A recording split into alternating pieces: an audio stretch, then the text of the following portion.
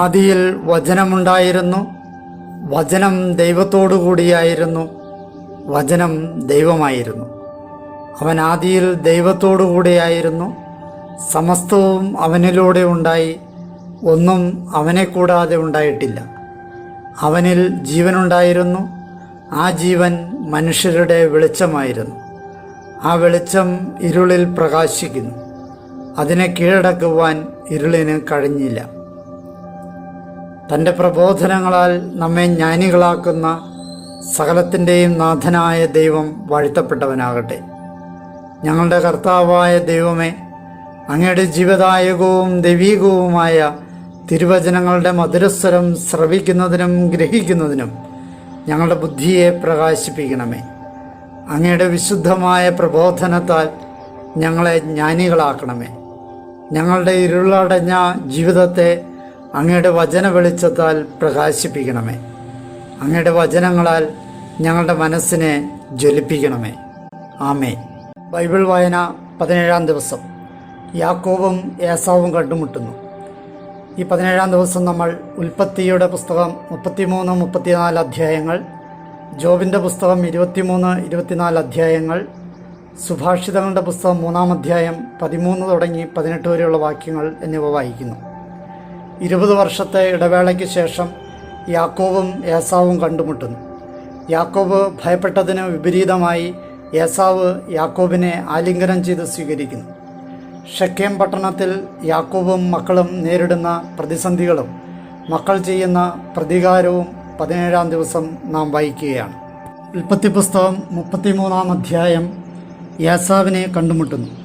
യാക്കോബ് തൻ്റെ കണ്ണുകളുയർത്തി നോക്കി, അതാ ഏസാവ് അയാളോടൊപ്പം 400 പേരുമായി വരുന്നു.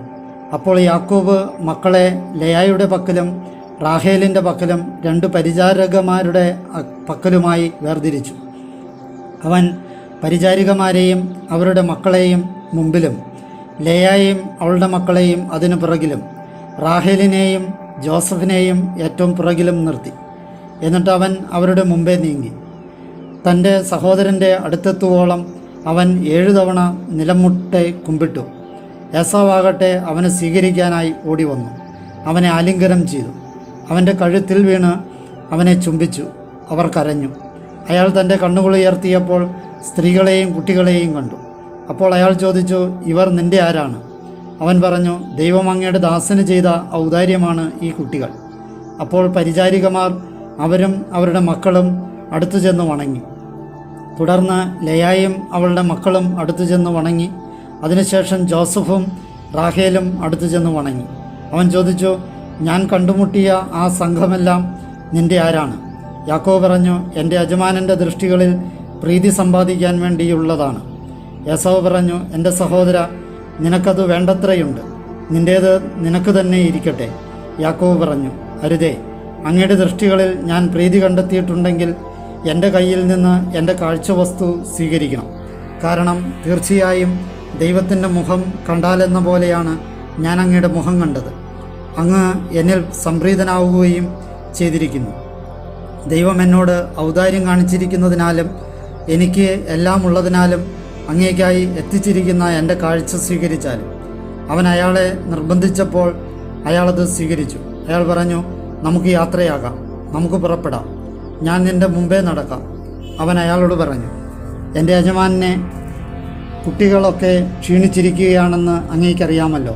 കറവയുള്ള ആടുമാടുകളും എൻ്റെ ചുമതലയിലുണ്ട്. ഒരു ദിവസത്തേക്കാണെങ്കിലും കൂടുതലായി ഓടിച്ചാൽ ആട്ടിൻപറ്റം മുഴുവൻ ചത്തുപോകും. എൻ്റെ യജമാനൻ അങ്ങേ ദാസന് മുമ്പേ പോയാലും ഞാനാകട്ടെ സെയറിലേക്ക് എൻ്റെ യജമാനൻ്റെ അടുത്തേക്ക് വന്നെത്തുന്നതുവരെ എൻ്റെ മുമ്പിലുള്ള കന്നുകാലികളുടെ നടപ്പിനൊത്ത് കുട്ടികളുടെ നടപ്പിനൊത്ത് സാവകാശം മുന്നേറാം. എൻ്റെ കൂടെയുള്ള ജനത്തിൽ നിന്ന് കുറേ പേരെ ഞാൻ നിൻ്റെ കൂടെ നിർത്താം എന്ന് ഏസാവ് പറഞ്ഞപ്പോൾ അവൻ ചോദിച്ചു, അതെന്തിനാണ്? ഞാൻ എൻ്റെ യജമാനൻ്റെ ദൃഷ്ടികളിൽ ദയ കണ്ടെത്തുന്നല്ലോ. ഏസാവ് അന്ന് തന്നെ തൻ്റെ വഴിക്ക് സെയറിലേക്ക് തിരികെ പോയി. യാക്കോബാകട്ടെ സുക്കോത്തിലേക്ക് നീങ്ങി. പിന്നെ തനിക്ക് ഒരു വീട് പണിതു. തൻ്റെ കാലിക്കൂട്ടത്തിന് കൂടുകളും കെട്ടി. അതുകൊണ്ടാണ് ആ സ്ഥലത്തിന് സുക്കോത്ത് എന്ന് പേര് വിളിക്കുന്നത്. യാക്കോബ് പാദാനാരാമിൽ നിന്ന് പുറപ്പെട്ട് കാനാൻ ദേശത്തുള്ള ഷെക്കേം പട്ടണത്തിൽ സുരക്ഷിതനായി എത്തിച്ചേർന്നു. അവിടെ നഗരത്തിനു മുമ്പിലായി പാളയമടിച്ചു. തൻ്റെ കൂടാരമടിച്ച വയൽഭാഗം ഷെക്കമിൻ്റെ പിതാവായ ഹാമോറിൻ്റെ മക്കളിൽ നിന്ന് 100 ഹെസിദായ്ക്ക് അവൻ വാങ്ങി. അവൻ അവിടെ ഒരു ബലിപീഠം സ്ഥാപിച്ചു. അതിനെ ഏൽ എലോഹായി ഇസ്രായേൽ എന്ന് വിളിച്ചു. അധ്യായം 34. ദീനായുടെ മാനഭംഗം. യാക്കോബിനു വേണ്ടി ലയ പ്രസവിച്ച മകൾ ദീന ആ നാട്ടിലെ പെൺകുട്ടികളെ കാണാനിറങ്ങി. നാടിൻ്റെ പ്രഭുവായ ഹാമോർ എന്ന ഹിവ്യൻ്റെ മകൻ ഷെക്കേം അവളെ കണ്ടു. അവൻ അവളെ പിടികൂടി അവളോടൊത്ത് ശയിച്ച് പീഡിപ്പിച്ചു. ഒപ്പം അവൻ്റെ ആത്മാവ് യാക്കോബിൻ്റെ മകളായ ദീനയിൽ ലയിച്ചു. അവൻ ആ പെൺകുട്ടിയെ പ്രണയിച്ചു. അവൻ ആ പെൺകുട്ടിയോട് ഹൃദയപൂർവ്വം സംസാരിച്ചു. ഷെക്കേം തൻ്റെ പിതാവായ ഹാമോറിനോട് ഇപ്രകാരം പറഞ്ഞു: ഈ തരുണിയെ എനിക്ക് ഭാര്യയാക്കി തരണം. തൻ്റെ മകളായ ദീനായെ അവൻ കളങ്കിതയാക്കി എന്ന് യാക്കോബ് കേട്ടു.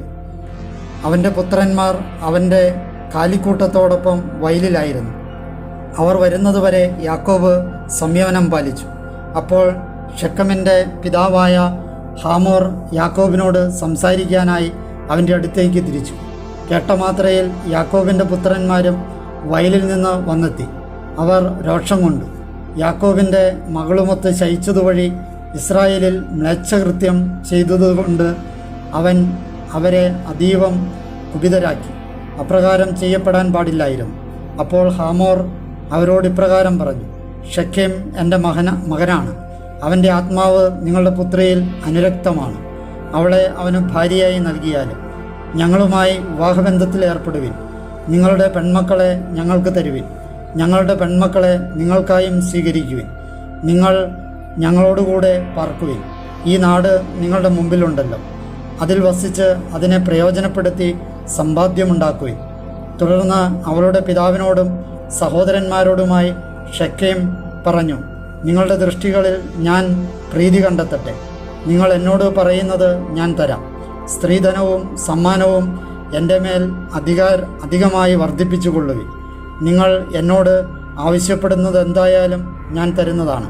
പെൺകുട്ടിയെ ഭാര്യയായി എനിക്ക് നൽകിയാൽ മതി. തങ്ങളുടെ സഹോദരി ദീനായെ ഷെക്കേം കളങ്കിതയാക്കിയതുകൊണ്ട് യാക്കോബിൻ്റെ മക്കൾ അവനോടും അവൻ്റെ പിതാവായ ഹാമോറിനോടും വഞ്ചനാപൂർവം മറുപടി പറഞ്ഞു. അവർ അവനോട് പറഞ്ഞു: അഗ്രചർമ്മം ഞങ്ങൾക്ക് അപമാനമായതുകൊണ്ട് അതുള്ള ഒരാൾക്ക് ഞങ്ങളുടെ സഹോദരിയെ നൽകുക എന്ന ഇക്കാര്യം ചെയ്യുക ഞങ്ങൾക്ക് സാധ്യമല്ല. എന്നാൽ ഇങ്ങനെ മാത്രം ഞങ്ങൾ നിങ്ങളോട് സമ്മതിക്കാം. നിങ്ങൾക്കിടയിലെ ഓരോ പുരുഷനും ഞങ്ങളെപ്പോലെയാകണം, അതായത് പരിച്ഛേദനം ചെയ്യപ്പെടണം. അപ്പോൾ ഞങ്ങളുടെ പുത്രിമാരെ ഞങ്ങൾ നിങ്ങൾക്ക് തരാം. നിങ്ങളുടെ പുത്രിമാരെ ഞങ്ങൾക്കായി സ്വീകരിക്കുകയും ചെയ്യാം.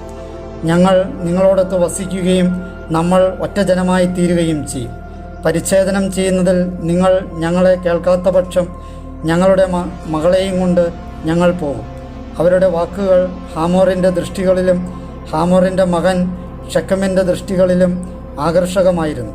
അക്കാര്യം ചെയ്യുവാൻ ആ ചെറുപ്പക്കാരൻ അമാന്തിച്ചില്ല. കാരണം യാക്കോബിൻ്റെ മകളിൽ അവൻ അനുരക്തനായിരുന്നു. തൻ്റെ പിതൃഭവനം മുഴുവനിലും അവൻ മതിക്കപ്പെട്ടവനായിരുന്നു. ഹാമോറും സ്വപുത്രൻ ഷെക്കേമും തങ്ങളുടെ നഗരകവാടത്തിങ്കൽ വെച്ച് തങ്ങളുടെ പട്ടണത്തിലെ ആളുകളോട് ഇപ്രകാരം പറഞ്ഞു: ഈ ആളുകൾ നമ്മോട് സൗഹാർദ്ദത്തിലാണ്. ഇവർ ഈ നാട്ടിൽ പാർത്ത് അത് പ്രയോജനപ്പെടുത്തട്ടെ. നോക്കൂ, നാട് അവരുടെ മുമ്പിൽ ഇരുമടങ്ങ് വിസ്തൃതമാണല്ലോ. അവരുടെ പുത്രിമാരെ നമുക്ക് ഭാര്യമാരായി നമ്മൾ സ്വീകരിക്കും. നമ്മുടെ പുത്രിമാരെ നമ്മൾ അവർക്ക് നൽകുകയും ചെയ്യും. എന്നാൽ ഇങ്ങനെ മാത്രമാണ് ആ ആളുകൾ നമ്മോടൊത്ത് വസിക്കാനും ഒറ്റ ജനമായി തീരാനും സമ്മതിച്ചിട്ടുള്ളത്. അതായത് അവർ പരിച്ഛേദിതരായിരിക്കുന്നത് പോലെ നമ്മുടെ ഓരോ പുരുഷനും പരിച്ഛേദിതനാകണം. അവരുടെ കാലിക്കൂട്ടവും അവരുടെ സമ്പാദ്യവും അവരുടെ മൃഗസമ്പത്ത് മുഴുവനും നമ്മുടേതാവില്ലേ? ആകയാൽ നമുക്ക് അവരോട് സമ്മതിക്കാം.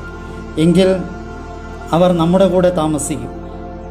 അവൻ്റെ നഗരകവാടം കടന്ന എല്ലാവരും ഹാമോറിനെയും അവൻ്റെ മകൻ ഷെക്കമിനെയും അനുസരിച്ചു.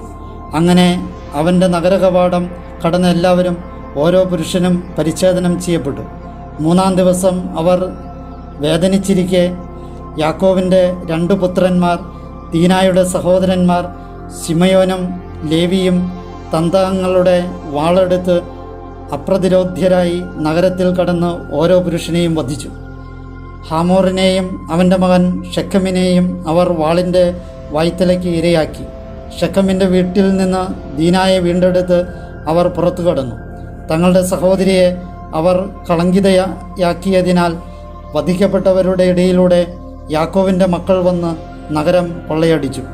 അവരുടെ ആടുമാടുകളെയും അവരുടെ കഴുതകളെയും നഗരത്തിലും വയലിലുമുണ്ടായിരുന്നവയും അവർ എടുത്തുകൊണ്ടുപോയി.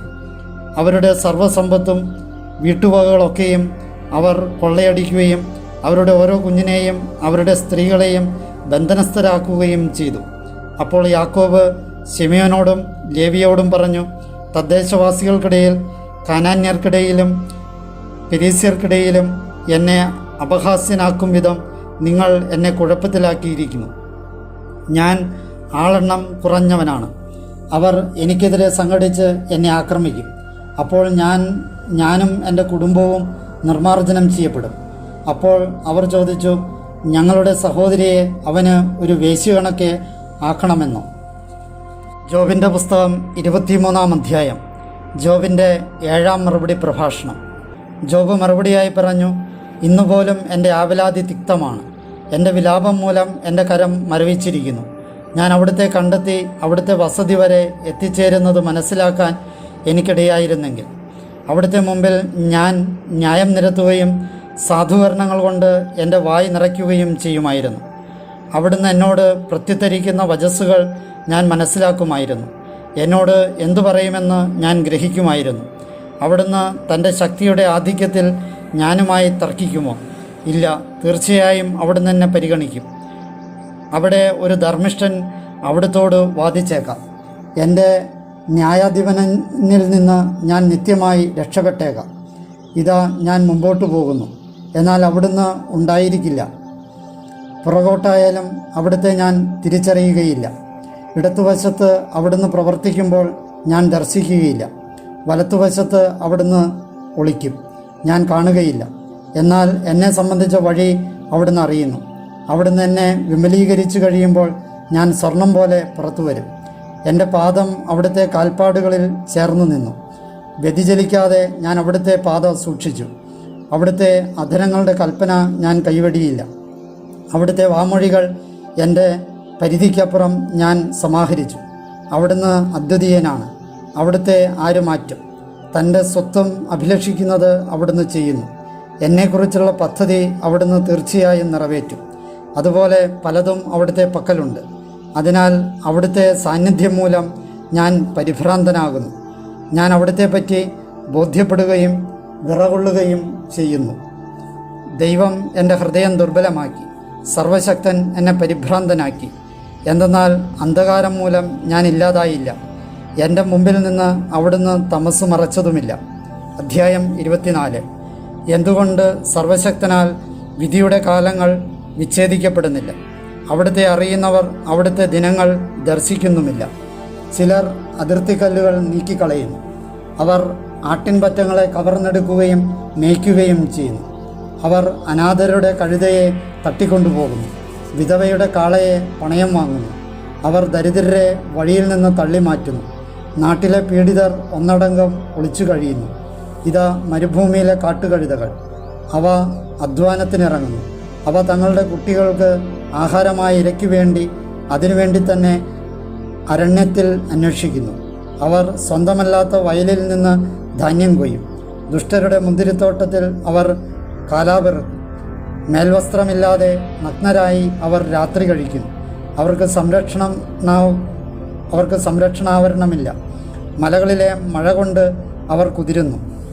പാർപ്പിടമില്ലാതെ അവർ പാറയെ പുൽകുന്നു. അവർ അനാഥനെ മാറിടത്തിൽ നിന്ന് പറിച്ചെടുക്കുന്നു. പീഡിതൻ്റെ മേൽ പണയമീടാക്കുന്നു. അവർ മേൽവസ്ത്രമില്ലാതെ നഗ്നരായി അലയുന്നു. വിശന്നിരിക്കുന്നവർ കറ്റ ചുമക്കുന്നു. തങ്ങളുടെ ഭിത്തികൾക്കിടയിൽ അവർ എണ്ണ ആട്ടുന്നു. അവർ മുന്തിരിച്ചക്കുകൾ തിരിക്കുന്നു, എന്നാൽ ദാഹിച്ചു വരളുന്നു. നഗരത്തിൽ നിന്നുള്ള പുരുഷന്മാർ ഞരങ്ങുന്നു. മുറിവേറ്റവരുടെ പ്രാണൻ സഹായത്തിന് കേഴുന്നു. ദൈവമാകട്ടെ ഭോഷത്വം കണക്കാക്കുന്നുമില്ല.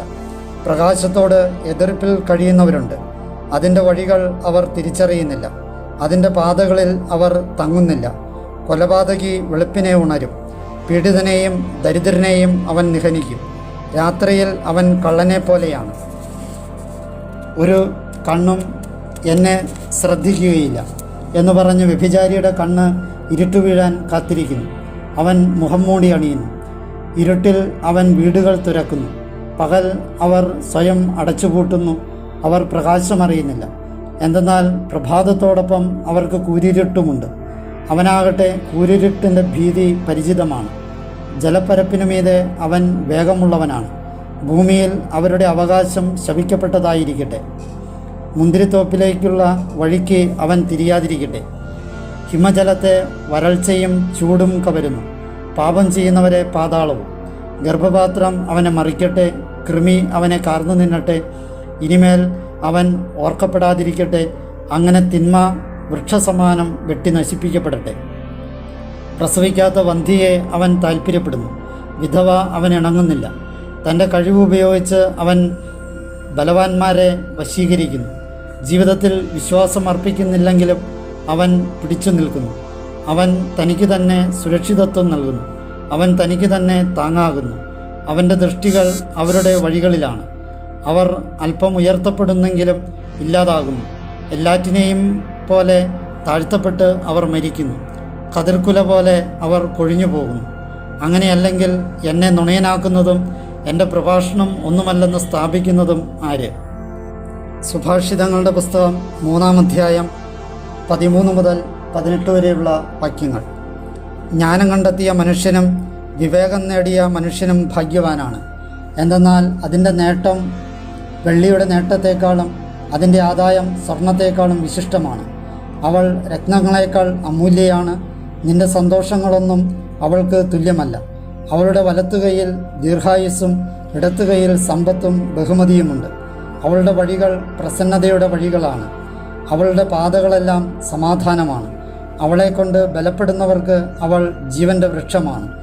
അവളെ മുറുകെ പിടിക്കുന്നവർ സന്തുഷ്ടരായിരിക്കും.